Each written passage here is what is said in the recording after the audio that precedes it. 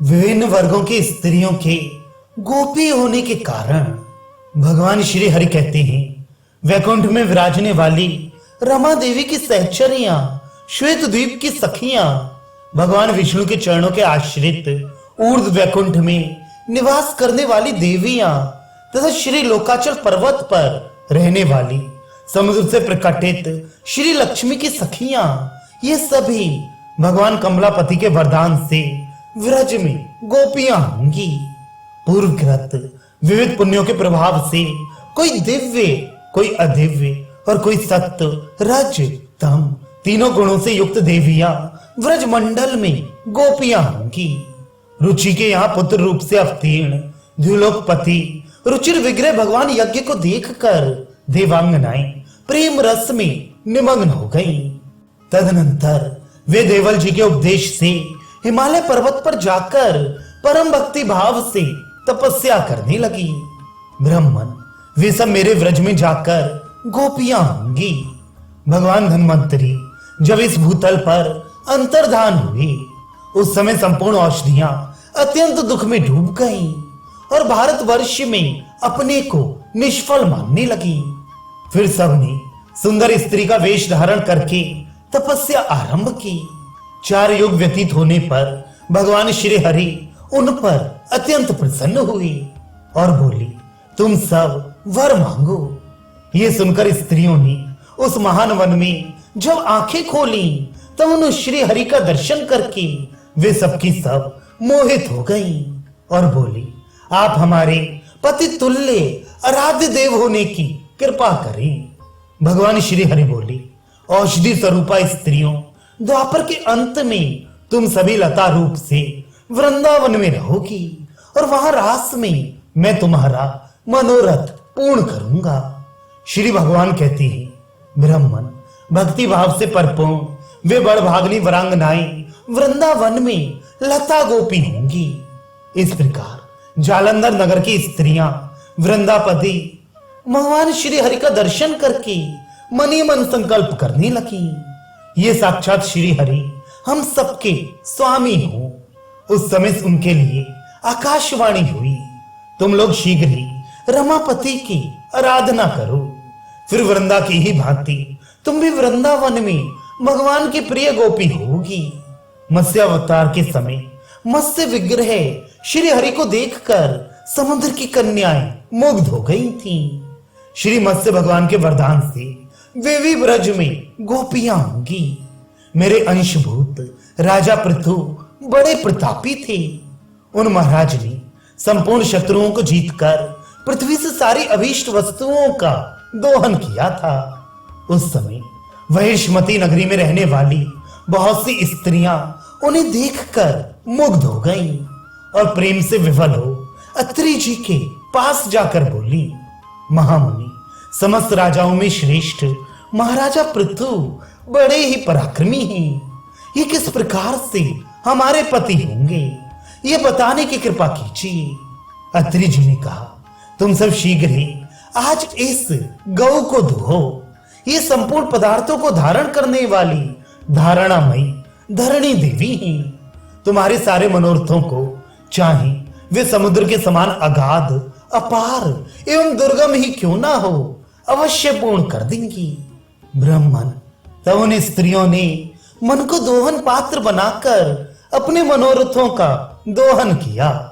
इसी कारण से वे सबकी सब वृंदावन में गोपियां होंगी। बहुत सी शेष अप्सराएं, जिनका रूप अत्यंत मनोहर था और जो कामदेव की सेनाएं थीं, भगवान नारायण ऋषि को मोहित करने के लिए गंधमादन पर्वत पर गईं, परंतु उन्हें देखकर वे भी अपनी सुध बुध खो बैठी। उनके मन में भगवान को पति बनाने की इच्छा उत्पन्न हो गई। तब सिद्ध तपस्वी नारायण मुनि ने कहा, तुम व्रज में गोपियां होगी और वहीं तुम्हारा मनोरथ पूर्ण होगा। ब्राह्मण, सुतल देश की स्त्रियां भगवान वामन को देखकर उन्हें पाने के लिए उत्कट इच्छा प्रकट करने लगी। फिर तो उन्होंने तपस्या आरंभ कर दी। अतः वे भी वृंदावन में गोपियां होंगी। जिन नागराज कन्याओं ने शेषावतार भगवान को देखकर उन्हें पति बनाने की इच्छा से उनकी सेवा समाराधना की है। वे सब बलदेव जी के साथ रास विहार करने के लिए व्रज में उत्पन्न होंगी। कश्यप जी वसुदेव होंगे। परम पूजनीय अदिति देवकी के रूप में अवतार लेंगी। प्राण नामक वसु शूरसेन और ध्रुव नामक वसु देवक होंगे। वसु नामक के जो वसु हैं उनका उद्धव के रूप में प्राकट्य होगा। दयापरायण दक्ष प्रजापति अक्रूर के रूप में अवतार लेंगे। कुबेर हृदय नाम से और जल के स्वामी वरुण कृतवर्मा नाम से प्रसिद्ध होंगे।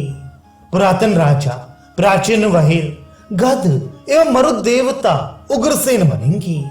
उन उग्रसेन को मैं विधानतः राजा बनाऊंगा और उनकी भली भांति रक्षा करूंगा।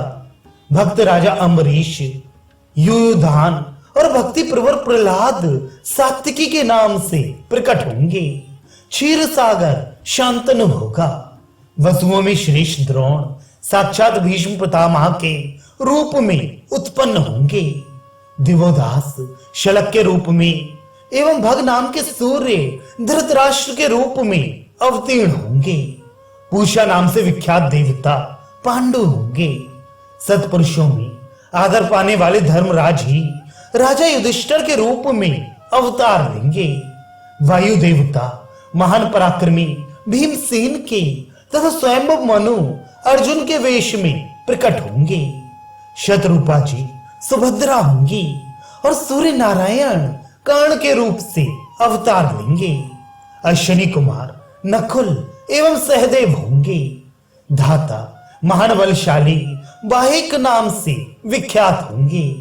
अग्नि देवता महान प्रतापी द्रोणाचार्य के रूप में अवतार लेंगे। कली का अंश दुर्योधन होगा। चंद्रमा अभिमन्यु के रूप में अवतार लेंगे। पृथ्वी पर द्रोण पुत्र अश्वत्थामा साक्षात भगवान शंकर का रूप होगा। इस प्रकार तुम सब देवता मेरी आज्ञा के अनुसार अपने अंशों और स्त्रियों के साथ यदुवंशी, कुरुवंशी तथा अन्य वंशों के राजाओं के कुल में प्रकट हो। पूर्व समय में मेरे जितने अवतार हो चुके हैं उनकी रानियां रमा का अंश रही हैं। वे भी मेरी रानियों में 16,000 की संख्या में प्रकट होंगी। श्री नारद जी कहते हैं, राजन कमलासन ब्रह्मा से यूं कहकर भगवान श्री हरि ने दिव्य रूप धारणी भगवती योग माया से कहा। भगवान श्री हरि बोली, महामती तुम देवकी के 7वें गर्भ को खींचकर उसे वसुदेव की पत्नी रोहिणी के गर्भ में स्थापित कर दो। वे देवी कंस के डर से व्रज में नंद के घर रहती हैं। साथ ही तुम भी ऐसे अलौकिक कार्य करके नंद रानी के गर्भ से प्रकट हो जाना। श्री नारद जी कहते हैं, परम श्रेष्ठ राजन भगवान श्री कृष्ण के वचन सुनकर संपूर्ण देवताओं के साथ ब्रह्मा जी ने परात्पर भगवान श्री कृष्ण को प्रणाम किया और अपने वचनों द्वारा पृथ्वी देवी को धीरज दे वे अपने धाम को चले गए। मिथिलेश्वर जनक तुम भगवान श्री कृष्ण चंद्र को साक्षात परिपूर्णतम परमात्मा समझो। कंस आदि दुष्टों का विनाश करने के लिए ही ये इस धराधाम पर पधारे हैं। शरीर में जितने रोए हैं उतनी जिव्याएं हो जाएं। तब भी भगवान श्री कृष्ण के असंख्य महान गुणों का वर्णन नहीं किया जा सकता। महाराज जिस प्रकार पक्षीगण अपनी शक्ति के अनुसार ही आकाश में उड़ते हैं, वैसे ही ज्ञानी जन भी अपनी मति एवं शक्ति के अनुसार ही भगवान श्री कृष्ण चंद्र की दिव्य लीलाओं का गायन करते हैं।